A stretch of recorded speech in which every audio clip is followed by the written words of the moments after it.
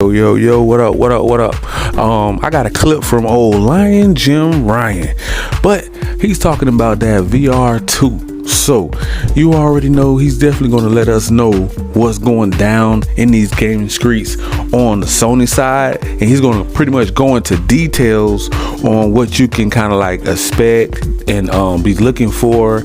And then I have another clip from some more, Sonettes, they're going to actually break it down how Resident Evil is going to be and stuff like that.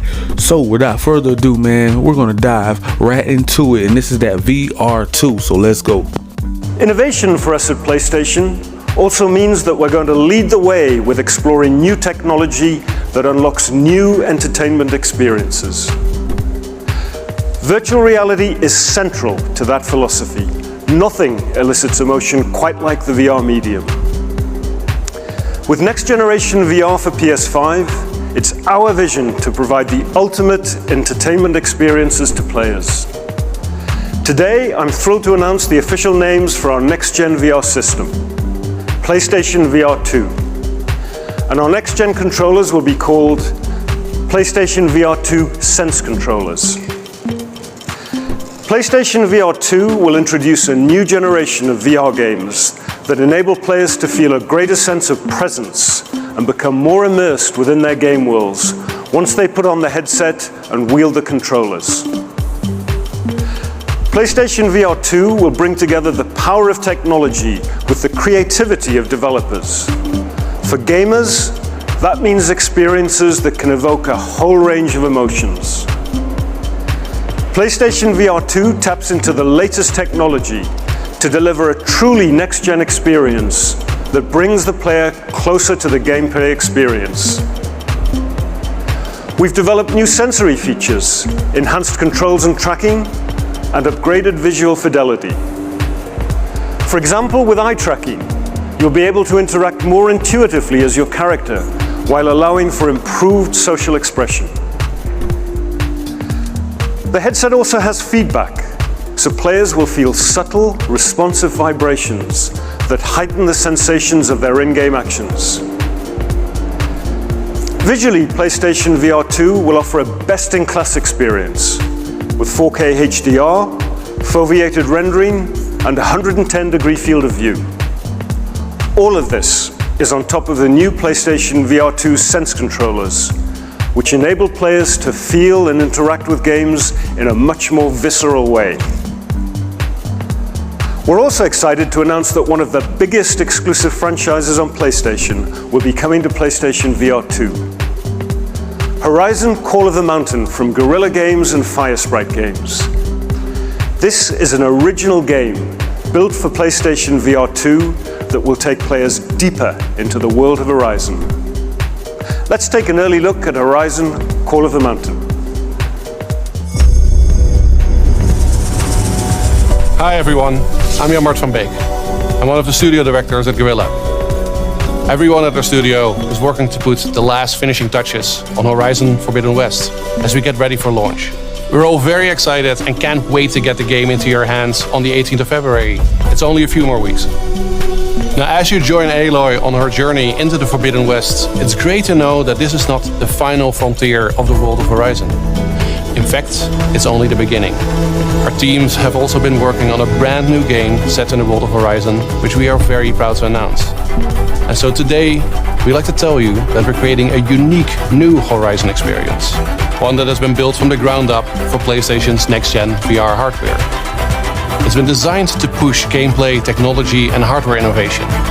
And it truly shows what's possible with the hardware's best-in-class visual experience and brand new controllers, allowing you to interact and feel immersed in the world of Horizon in a whole new way. Now please enjoy this glimpse into our new adventure. Welcome to Horizon Call of the Mountain.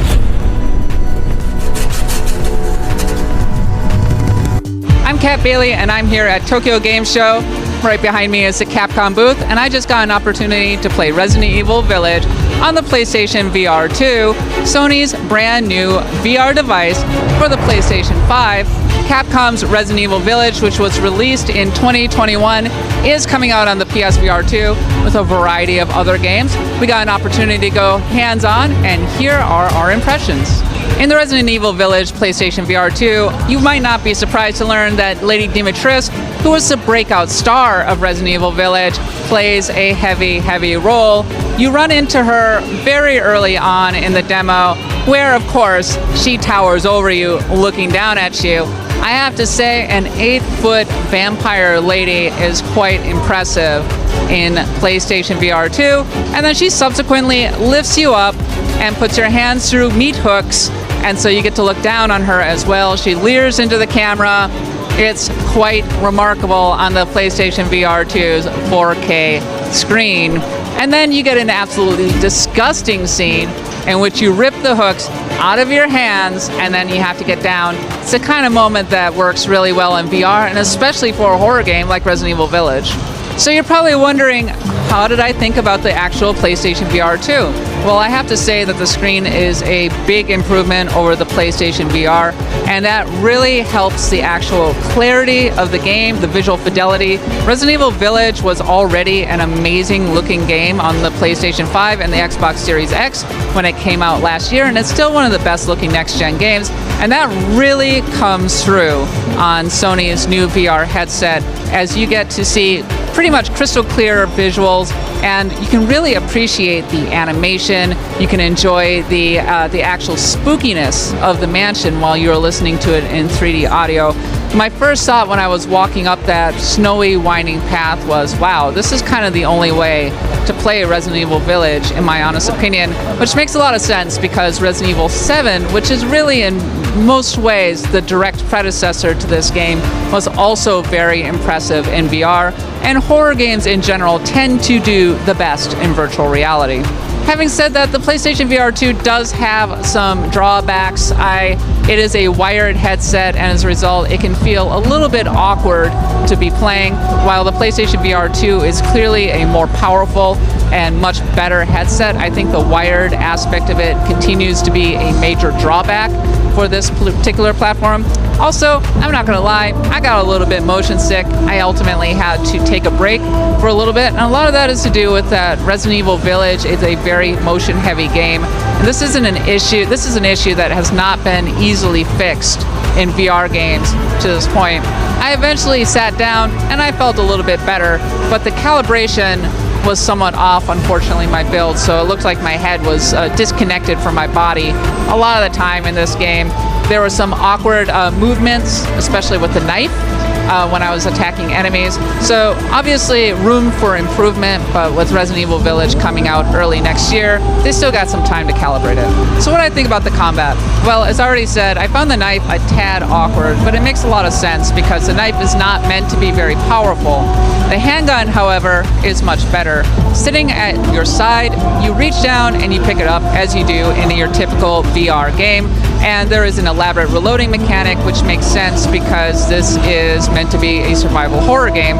So you have to actually reach down for the bullets and then put them into the gun. I believe the gun can even jam in some cases, but the flip side is that you can actually use it to aim straight down the barrel and take out enemies with lots of headshots. So it feels a lot better in VR, as you would expect. You can also use the knife and the gun at the same time. I did not get an opportunity to do that, but it seems to me that the combat options have been greatly expanded in Resident Evil Village. When Resident Evil Village was released in early 2021, it gained a lot of praise for being kind of a roller coaster survival horror game with amazing graphics, and that really captured the feel of Resident Evil. And I think that's even more apparent, even clearer on the PlayStation VR 2. The actual tech is quite impressive. I was really impressed by the screen, as I was already saying, the eye tracking, the 3D audio, and I think that it is a clear step up from the PlayStation VR.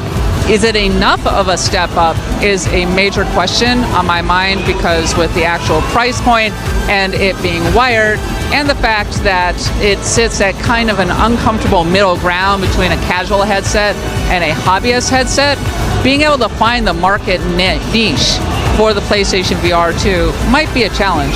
But in the near term, I think Resident Evil Village is a really cool first experience to be having, especially if you're a Resident Evil fan, and especially if you are a survival horror fan. But in the meantime, there's lots more coverage to be found here at Tokyo Game Show 2022. I've been Kat Bailey, and for all the best of games, stick with IGN. So the VR2 is probably going to cost from anywhere from $300 to $500. If it comes in a bundle, if it comes with extra games, you don't even know. But this is the direction that they want to go in.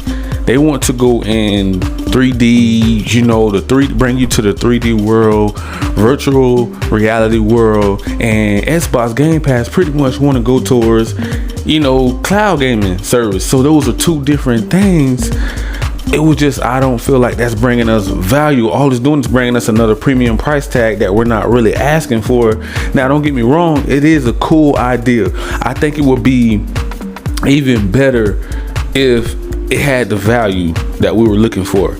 Like if they had like a Game Pass and you get the 3D glasses, you get the little 3D movements like they had back in the day with the PlayStation Move, that would be awesome. That would be cool. Then you get like bundles and bundles of games to come with it. You know what I'm saying? And then on top of that, it had backwards compatible. So I feel like they're not giving us what we're really asking for so much. You know what I'm saying? Like, of course people are going to love it because it's Sony. They have diehard fanboys. They have the Sony pony, so they're still going to back them regardless of whatever Jim Ryan and Sony chooses to do with their brand PlayStation. You're going to have the fanboys back them no matter what. So they are bringing that premium experience, but it's going to be between $300 to $500 from what I was seeing for the VR2. Now, is it cool? Is it awesome? I think it is, but I still don't think it's going to be for everybody. It's only going to be for certain people. If you're into that type of thing. Me, I don't think I can handle being in a 3D world that long without getting like dizzy and, probably headache and stuff.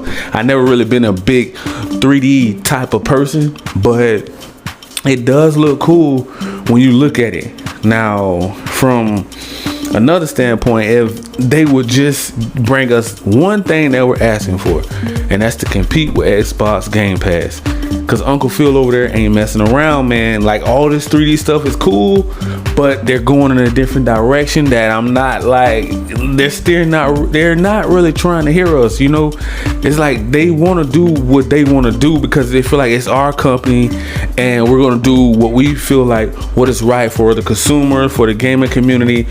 Either though we're telling them this is what we want, but they're saying they're gonna still go in a different direction. I'm just at a lost cause with it. I'm with it. I'm with the whole entire VR2 thing, but again, it's still not delivering what a large, gaming community is asking for, a large percentage. This is only going to be for a small percentage of people. Like, I don't think everybody's going to jump on the 3D, the whole entire VR2 thing, competing with Facebook, with Meta and all of that stuff, and then Xbox may come along with it, but if they mold the two together, pretty much if they bring out their own 3D world, their own little VR headset, and somehow they combined it where you can use your controller with the headset and play your games through it, your Game Pass games through it. I think that would be cool to me. If you can play your regular PS5 games, like let's go back over here to the blue team. If you can play your regular PS5 games on the headset that you bought for the 3D world and you can do both, that would be cool because now you're getting the best of both worlds. But then again, they don't really want to go. They're like, well, I would feel like we're losing, and Sony don't like to lose no money, so they feel like, nah, we don't want to do it that way because we feel like it wouldn't be a full experience, and they're gonna make up all these excuses why they don't want to do that. But if I'm paying between $300 to $500, why can't I do what I want to do with my own 3D headset? Why can't I make my own decision and play games in 3D? All of my games with the controller. not just a little 3D move thing or hand movements and gestures. You know, that's just my take on it, man. I thought that would be a cool idea if you can use your controller with this. You know what I'm saying? Like, I think that would be real cool if they can do that. I know they can do it, but do they want to do it? I don't know. They didn't even do backwards compatible. The people that have the first one is going to be like, wait a minute. What about us? You know, what if we want to try those games out and you done made it so advanced to the point where you're trying to make it seem so futuristic that it's just untouchable. The first VR is untouchable to the second one. Picture, like, you know, it's trying to sell you something, pretty much. You know how Jim Ryan is always trying to. This man is all about money, just greedy, and grimy. You know, but is it a cool idea with the headset? I think it's a cool idea. A lot of kids are gonna love it for the holidays. I haven't really seen the exact date. Maybe it comes out next year. Maybe it comes out this year. Maybe it's already out. I really don't know. Like I said, this is something new for me, you know, to really look into, because it's obviously they don't want to compete with Gamepass. So I had to dig into what direction is Sony really going in. Like, that's really been bugging me for the past couple months, and it seems like they're going more towards VR 3D. You know, they want to change that direction because they don't want to copy Xbox, and they want to give everybody a premium but a different experience, so they can say, if anything, if the bridge is burned between the two, between Xbox and, you know, Sony, they can at least say, well, we went in a different direction. We didn't try to compete with Xbox Game Pass. We're not going to do day ones on the service, on PlayStation Plus premium service, and we're not going to make it to where you can somehow play all of your games that you spent $70 for, that premium price tag, and play them on your 3D headset if you want to just pretty much look into them like glasses. Like if you have on 3D glasses, why can't I play my games through it?